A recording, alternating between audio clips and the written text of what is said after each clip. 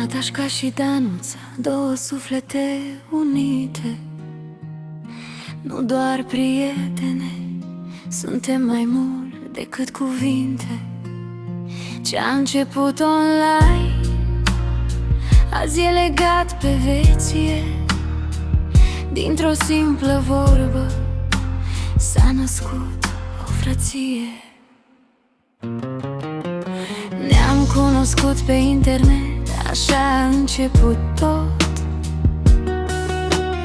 Un mesaj, o vorbă și deja simțeam un foc.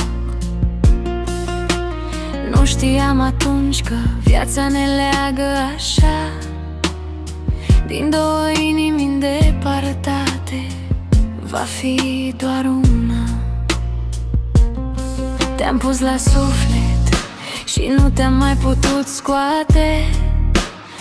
Ai intrat adânc, dincolo de toate. Zilele treceau, dar legătura creștea. Fără să ne dăm seama, deveneai sora mea.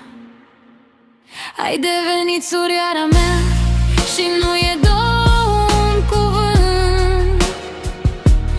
E promisiune, e legământ.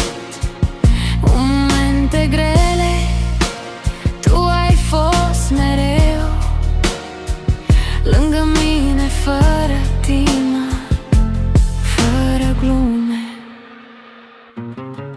Ce nimeni nu ni te va lua, știu sigur asta. Indiferent de lume, de distanță sau de soartă, suntem mai puternice decât orice furtună. Două suflete legate, o singură cunună. Natalia și Daniela, două suflete unite, nu doar prietene, suntem mai mult decât cuvinte. Ce-a început online, azi e legat pe viață. Dintr-o simplă vorbă s-a născut o frăție. Te iubesc mai mult decât orice și nu mi-e teamă să o spun. Pentru tine aș lupta oricând, pe orice drum. Nu e nevoie de sânge ca să fim surori. Noi ne-am ales una pe alta de mii de ori.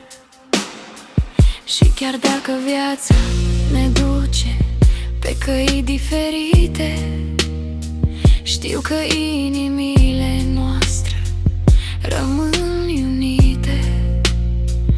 Natașca și Dănuța, un nume, o poveste, o prietenie rară, ce frăție se numește. Te iubesc, sora mea dragă, să fii fericită mereu. Orice drum greu